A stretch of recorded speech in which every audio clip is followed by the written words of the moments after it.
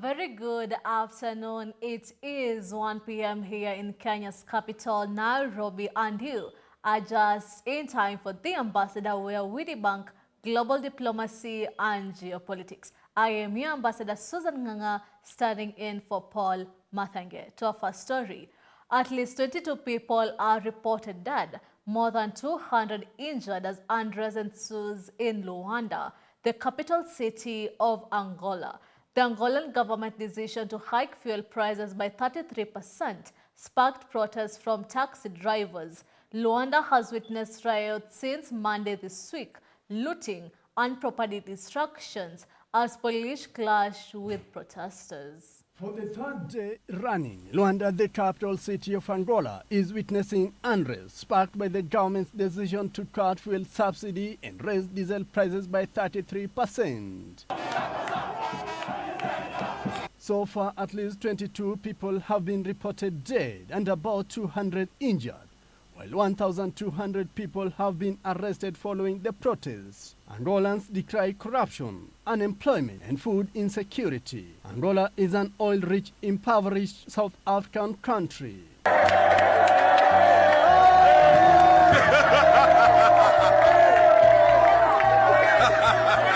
Unrest began on Monday as taxi drivers striked to protest the hike in fuel prices, which in turn increased the cost of staple food. People now remain indoors for security concerns, as riots, rampant looting, and destruction of property continue, affecting even transport.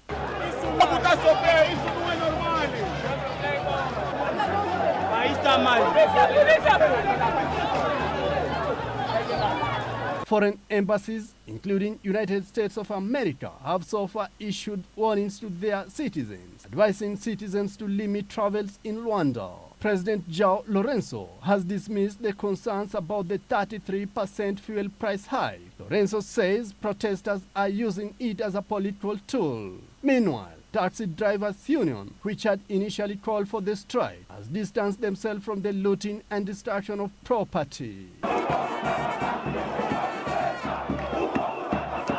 From Luanda, Angola, I'm Victor Uding.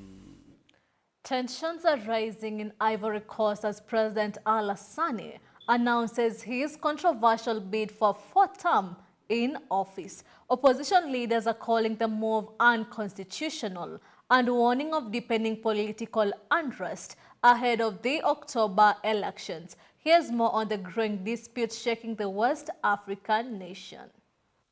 President Alassane Ouattara's decision to seek a fourth term in Ivory Coast has triggered strong backlash from opposition parties.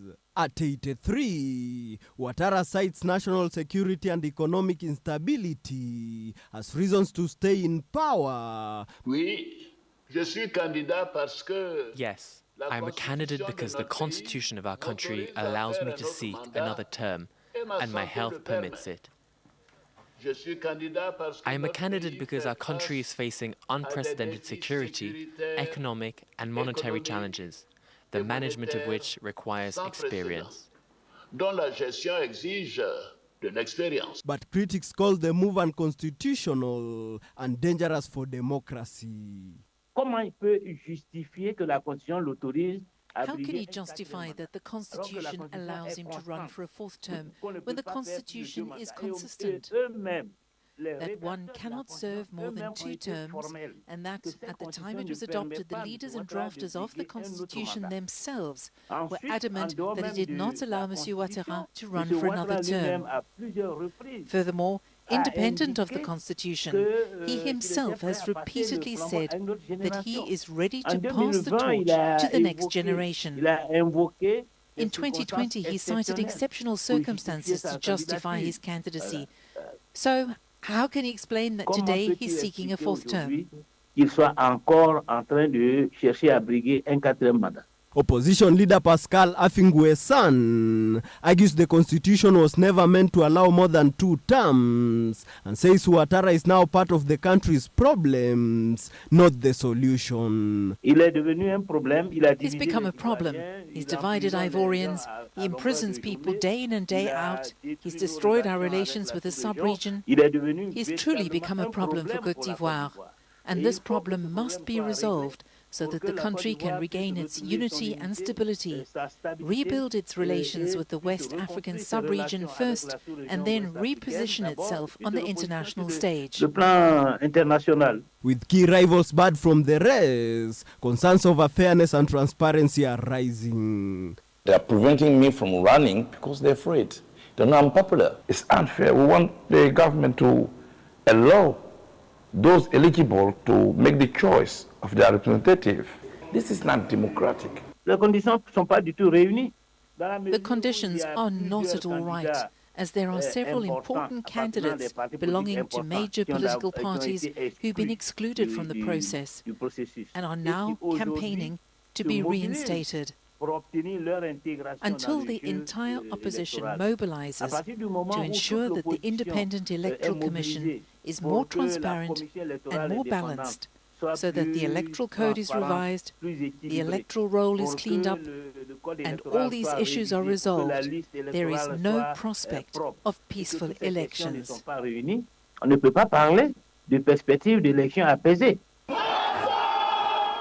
Many Ivorians, especially the youth, are demanding change. As the October elections approach, the country faces growing tension and a critical test for its democracy. Elvin Muyodi, GBS News. A stellar report from Elvis Muyodi. And now moving forward, the United Nations is raising the alarm over the worsening humanitarian crisis in Sudan. Thousands are facing hunger, disease, and extreme weather conditions as aid efforts struggle to keep up. UN officials are calling for urgent international support. Here are the details. The United Nations is warning of a growing humanitarian emergency in Sudan, with thousands of families caught between conflict, disease, and climate shocks. In East Darfur, the situation is dire.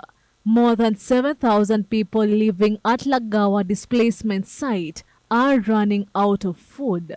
Local doctors say fighting in the region is blocking aid from reaching families who urgently need food and medical care. Turning to Sudan, the Office for the Coordination of Humanitarian Affairs says it's alarmed by the rising toll of hunger, disease, and displacement in various parts of the country. In East Darfur State, local sources report that the Lagawa displacement site, hosting over 7,000 people, is facing severe food shortages. Doctors there warn that the ongoing conflict continues to block aid delivery, leaving vulnerable families without access to food or health care. In El Fasher, the capital of North Darfur, people are reportedly dying from hunger and malnutrition. Community kitchens have shut down, and some residents have turned to eating animal feed to survive. In the besieged city of El Fasher, the state capital of North Darfur, local sources report that people are dying from hunger and malnutrition. Community-run kitchens have shut down due to a lack of food stocks, and some residents have reportedly resorted to consuming animal feed. Health concerns are also rising in Tawila, where cholera cases have spiked. Aid workers have expanded treatment centers, but supplies are running low. The locality of Tawila in North Darfur, our humanitarian partners have scaled up their response to cholera.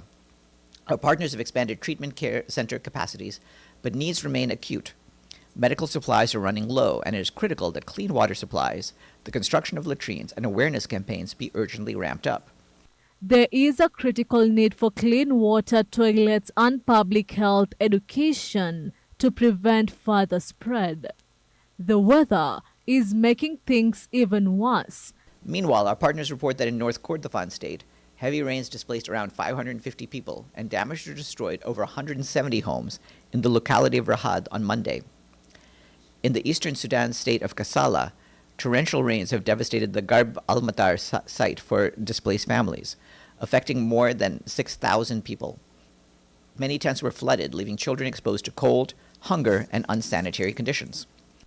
And in Port Sudan, soaring temperatures are turning deadly. With power outages affecting hospitals, at least 3 people have died this week, and dozens more have suffered sunstroke. 3 people have reportedly died this week, and over 50 others have suffered sunstroke due to extreme heat and a prolonged power outage. With temperatures reaching 47 degrees Celsius and hospitals overwhelmed, health workers are calling for urgent support, including cooling equipment, medical supplies, and personnel. Despite all this, response remained underfunded. The UN says it needs over $4 billion this year to support 21 million people. So far, only 23% of that money has come through. These cascading crises demand increased international support. The 2025 response plan, seeking $4.2 billion to assist 21 million of the most vulnerable people across Sudan, is currently 23% funded, with $952 million received to date. OCHA once again calls on donors to scale up funding for the response. Susan Nganga, GBS News, Sudan. That news brings us to a very fast break here at the Ambassador. Stay with us as we debunk global diplomacy and geopolitics. Welcome to Fun Dance Class. Today we will continue learning about Jingle Bell Rock. Friends, first you cross your arm and put it on top of your head, and as you go in left side, you open it, then you come back to your place. And then you make your leg 90 degrees, and then as you put your legs until 90 degrees, you need to jump a bit. 1, 2. Then as you jump a bit, you need to stretch your hands downwards.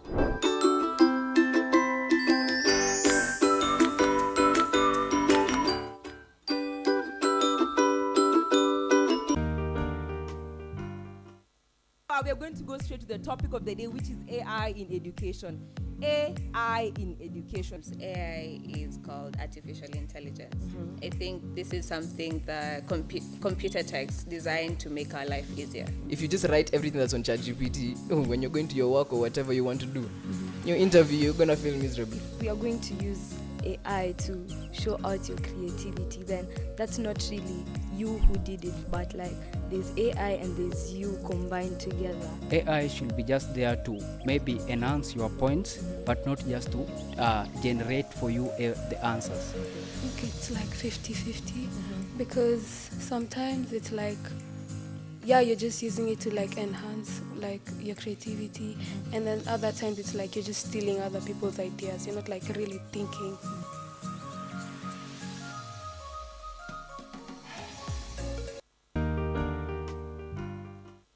Stay tuned as we dive into the vibrant world of creativity and expression. Practice your work. Yes. And when you keep on practicing, you get better, yes, better and better each day. Yes. And as you get better, yes, you get now that niche of yours. Yes. What advice can you give to those watching who are in a 9-to-5 job, but they have a gift? My advice would be, yes, do not sleep on your talent. Yes. Just show it up to the world. To the world. Whether it is art, whether it is music, wherever you are gifted, let the world know what you are doing. Which classic artist would you love to spend one day painting with, and why?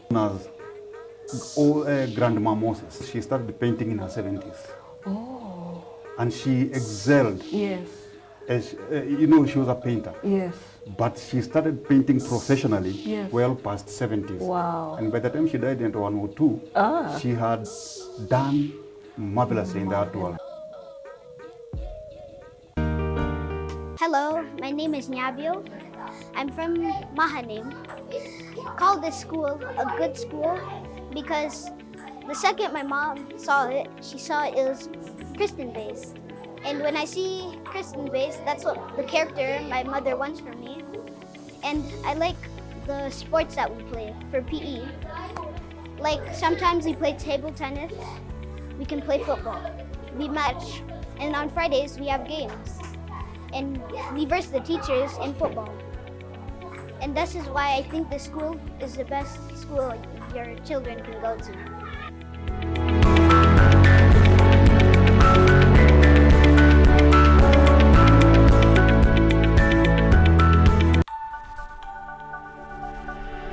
Everywhere, GBS.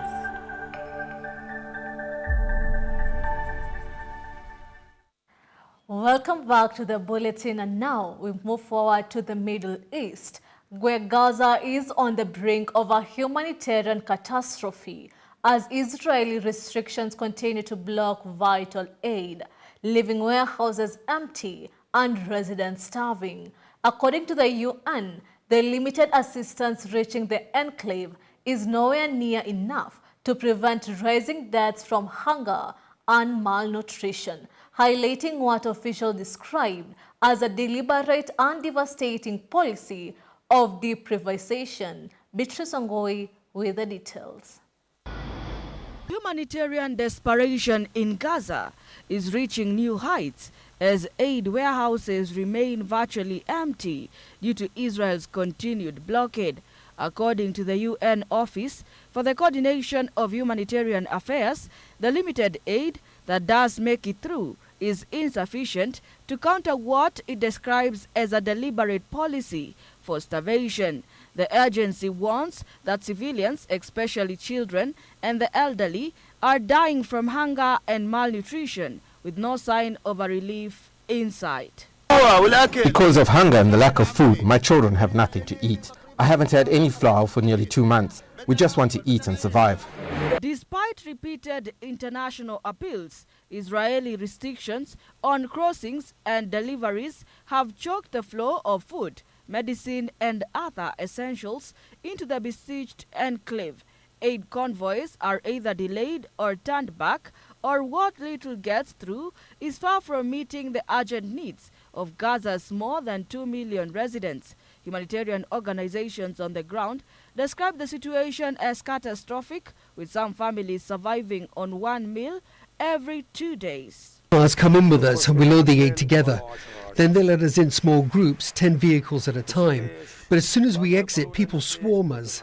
They climb onto the trucks, damage the vehicles. Drivers have no protection at all. The worsening crisis has drawn sharp condemnation from global aid groups and some governments who accuse Israel of violating international law by using starvation as a weapon of war.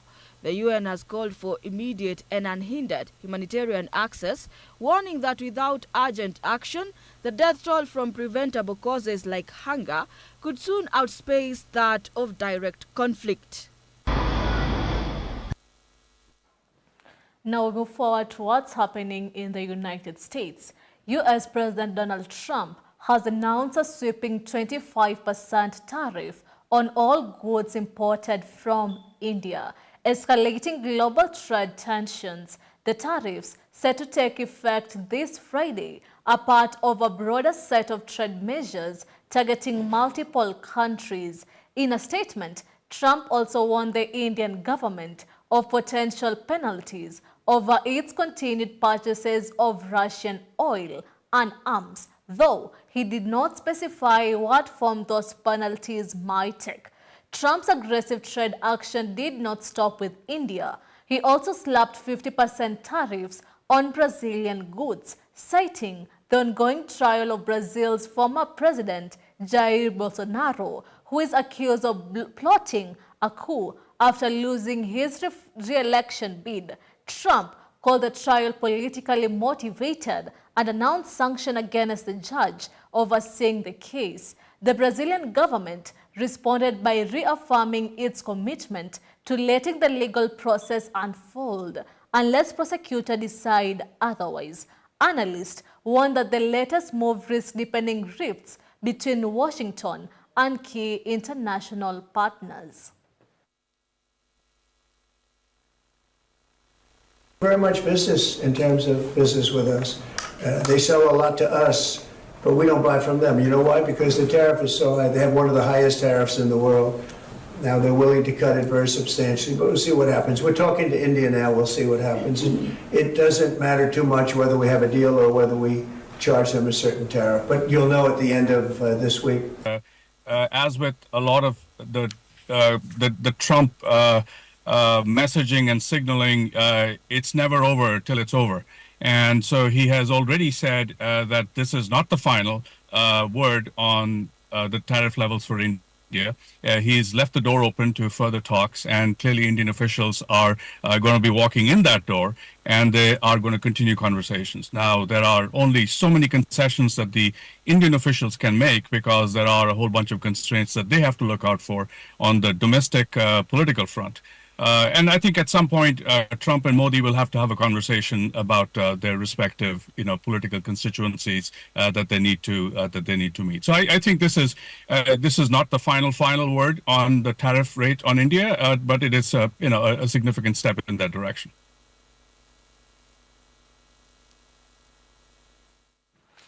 Canada's Prime Minister Mark Carney has announced that Canada will officially recognize a Palestinian state at the United Nations this September. The move marks a significant departure from Canada's long-standing foreign policies and aligns with it over 140 countries that have already recognized Palestinian statehood.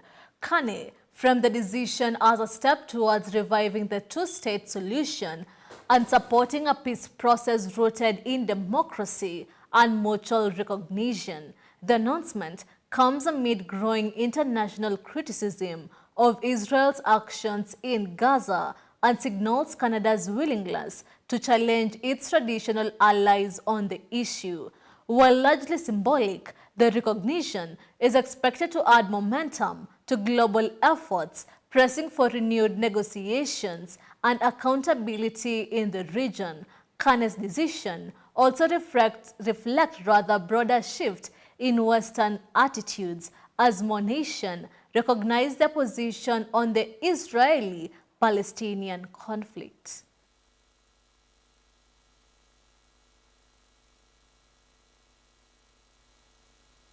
The level of human suffering in Gaza is intolerable. Canada has long been committed to a two-state solution. An independent, viable, and sovereign Palestinian state living side by side with the state of Israel in peace and security.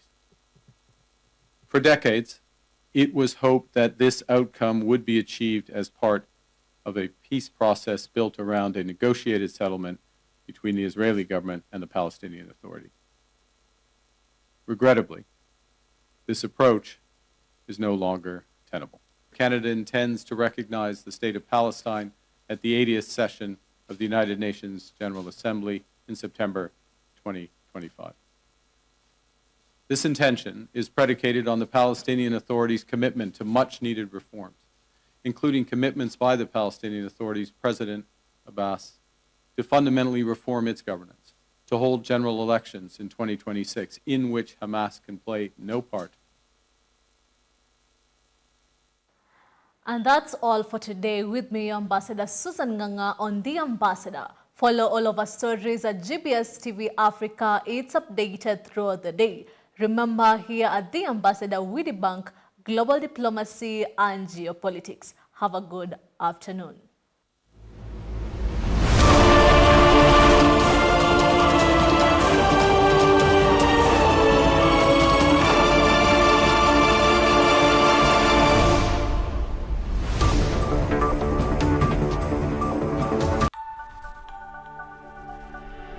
Everywhere, GBS.